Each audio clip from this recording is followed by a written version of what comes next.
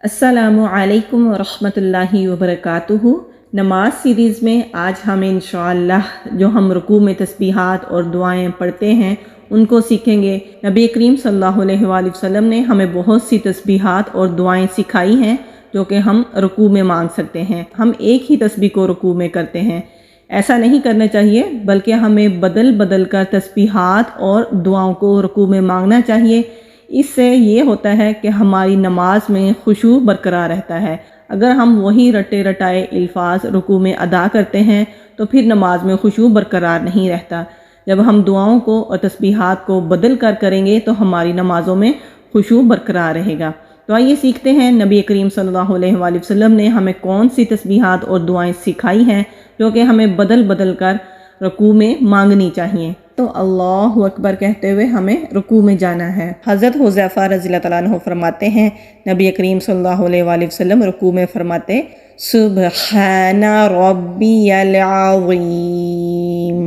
رسول اللہ صلی اللہ علیہ وآلہ وسلم نے فرمایا کہ جس نے رکوع میں 3 بار ان کلمات کو کہا اس کا رکوع پورا ہو گیا، مگر یہ ادنا درجہ یعنی کہ یہ بہت کم تعداد ہے، اس لیے ہمیں 3 بار سے زیادہ ان کلمات کو کہنا چاہیے، 5 بار یا پھر 7 بار۔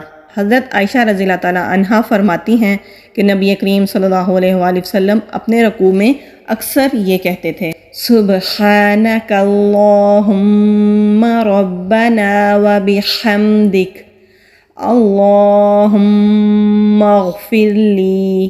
ایک اور حدیث میں حضرت عائشہ رضی اللہ تعالیٰ عنہ روایت کرتی ہیں کہ نبی کریم صلی اللہ علیہ وآلہ وسلم اپنے رکوع اور سجدے میں کہتے سبوح قدوس رب الملائکۃ والروح سبحانک وبحمدک لا الہ الا انت۔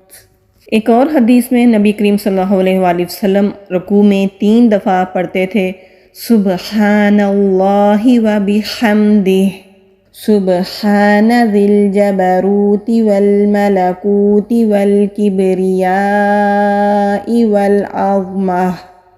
ایک اور حدیث میں حضرت علی رضی اللہ تعالیٰ عنہ سے روایت ہے کہ رسول اللہ صلی اللہ علیہ وآلہ وسلم رکوع میں پڑھتے تھے اللہم لک رکعت وبک آمنت ولک اسلمت انت ربی خشع سمعی وبصری ومخی وعظمی وعصبی ومثقلت به قدمی للہ رب العالمین۔ بہت ہی پیاری دعا ہے، اس کا ترجمہ بھی نہایت ہی خوبصورت ہے۔ اے اللہ، میں نے تیرے لیے رکوع کیا، میں تجھ پر ہی ایمان لایا، میں تیرے لیے ہی مطیع ہوا، تو ہی میرا رب ہے، میرے کان، میری نظر، میرا دماغ، میری ہڈیاں، میرے پٹھے اور وہ جسم جس کو میرے قدم اٹھائے ہوئے ہیں، اللہ رب العالمین کے لیے جھک گئے ہیں۔ رکوع سے سر اٹھاتے ہوئے ہمیں اللہ اکبر نہیں کہنا، بلکہ ہم ان کلمات کو کہتے ہوئے سیدھے کھڑے ہو جائیں گے سمیع اللہ لمن حمدہ ربنا ولک الحمد حمدا کثیرا طیبا مبارکا فیہ۔ حضرت رفاعہ بن رافع رضی اللہ تعالیٰ عنہ روایت کرتے ہیں کہ ہم رسول اللہ صلی اللہ علیہ وآلہ وسلم کے پیچھے نماز پڑھ رہے تھے۔ جب آپ صلی اللہ علیہ وآلہ وسلم نے رکوع سے سر اٹھایا تو سمیع اللہ لمن حمدہ پہلے ان کلمات کو ادا کیا، پھر مقتدی نے کہا ربنا ولک الحمد حمدا کثیرا طیبا مبارکا فیہ۔ پھر جب آپ صلی اللہ علیہ وآلہ وسلم نماز سے فارغ ہوئے تو فرمایا بولنے والا کون تھا، یعنی کہ کس نے یہ کلمات پڑھے؟ ایک شخص نے کہا یا رسول اللہ صلی اللہ علیہ وآلہ وسلم یہ میں نے کہا تھا۔ آپ صلی اللہ علیہ وآلہ وسلم نے فرمایا میں نے 30 یعنی کہ 30 سے زائد فرشتے دیکھے جو ان کلمات کا ثواب لکھنے میں جلدی کر رہے تھے۔ یہ صحیح بخاری کی حدیث ہے، تو اس لیے ہمیں بھی ان کلمات کو ضرور ادا کرنا ہے۔ اس کے علاوہ بھی نبی کریم صلی اللہ علیہ وآلہ وسلم نے رکوع کے بعد کے کلمات ہمیں سکھائے ہیں جو کہ یہ ہیں، آپ ان کو بھی یاد کر سکتے ہیں تاکہ ہماری نمازوں میں خشوع پیدا ہو۔